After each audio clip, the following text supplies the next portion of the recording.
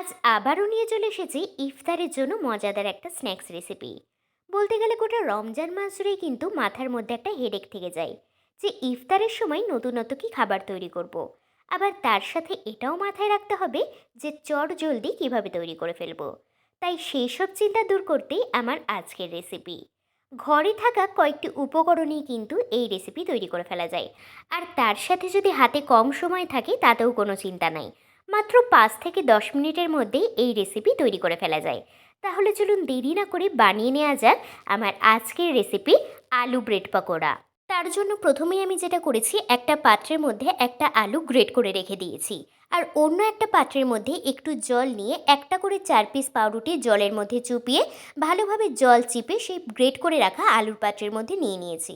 এবার ওর মধ্যে এক এক করে দিয়ে দেব ধনেপাতা কুচি। এখানে আমি 1 মুঠো ধনেপাতা দিয়েছি। আর দেব স্বাদ অনুযায়ী লঙ্কা কুচি।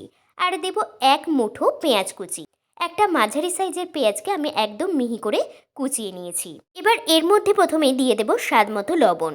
তারপরে দেব 1/2 চামচ মতো জিরার গুঁড়ো, দেব লঙ্কার গুঁড়ো। আর আমি যেহেতু কাঁচা লঙ্কা দিয়েছি আবার গোলমরিচের গুঁড়োও দেব, তাই লঙ্কার গুঁড়ো একটু কমই দিয়েছি। এবার দিয়ে দিলাম 1/2 চামচ গোলমরিচের গুঁড়ো আর 1/2 চামচ চাট মশলা। আর তার সাথে দিয়ে দেব 1/2 চামচের একটু কম হলুদ গুঁড়ো। এবারে সব কিছু ভালোভাবে একটু চটকে মেখে নেব। এর মধ্যে কিন্তু আমি আরও একটা জিনিস ব্যবহার করব, কিন্তু তার আগে ভালোভাবে সব কিছু চটকে মেখে নিচ্ছি। দেখুন আমি চটকে বেশ খানিকটা সব কিছু মেখে নিয়েছি। এবার এর মধ্যে দিয়ে দেব প্রায় 1.5 চামচ মতো কর্নফ্লাওয়ার। তবে আপনাদের কাছে যদি কর্নফ্লাওয়ার না থাকে একটু ময়দাও দিতে পারেন। তবে তার সাথে সামান্য পরিমাণে কিন্তু একটু চালের গুঁড়োও ব্যবহার করতে পারেন।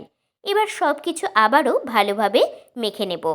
তবে মাখার সময় কিন্তু এতে একদমই জল ব্যবহার করা যাবে না। এবার হাতের মধ্যে হালকা একটু রিফাইন্ড অয়েল নিয়ে 2 হাতের তালুতে ভালোভাবে মাখিয়ে নেব। এর ফলে কিন্তু পকোড়াগুলো যখন আকার দেব তখন হাতের মধ্যে আর আটকে যাবে না। আর আমি এখানে একটু করে মিশ্রণ নিয়ে একটু লম্বাটে টাইপের আকার দিচ্ছি।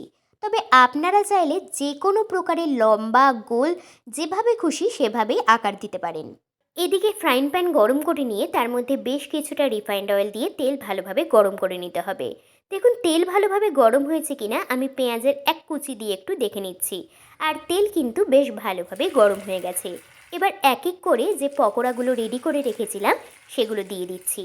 আর আমি এখানে পকোড়াগুলো কিন্তু বেশি তেলে ভাজছি না, অল্প করে তেল দিয়েই পকোড়াগুলো ভেজে নিচ্ছি। তবে আপনারা চাইলে একটু বেশি করে তেল দিয়ে ডুবো তেলেও পকোড়াগুলো ভেজে নিতে পারেন। আর দেখুন আমি সবকটা পকোড়া কিন্তু একবারেই দিয়ে দিলাম।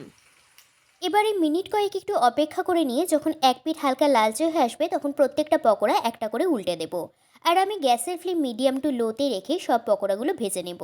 দেখুন পকোড়াগুলোর এক পিঠ কিন্তু বেশ সুন্দর লালচে হয়ে গেছে। ঠিক এইভাবে অপর পিঠটাকেও লালচে করে ভেজে নিতে হবে।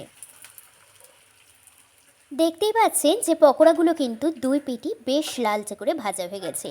এর থেকে খুব বেশি লালচে করে ভাজবো না, তাহলে পকোড়াগুলো কিন্তু পুড়ে যেতে পারে। এবার প্রতিটা পকোড়া হালকা করে তেল ছেঁকে তুলে নেব। আর রেডি হয়ে গেছে আমার আজকের রেসিপি ইফতারের জন্য স্পেশাল আলু ব্রেড পকোড়া। রেসিপিটি তৈরি করবার জন্য আপনাদের কাছে অনুরোধ রইল। আর রেসিপিটি কেমন লাগলো তা লাইক আর কমেন্ট করে জানাতে কিন্তু একদম ভুলবেন না। আর যারা নতুন ভিডিও দেখছেন তারা চ্যানেলটিকে অবশ্যই সাবস্ক্রাইব করে পাশে থাকা বেল আইকনটিতে ক্লিক করে ফেলবেন।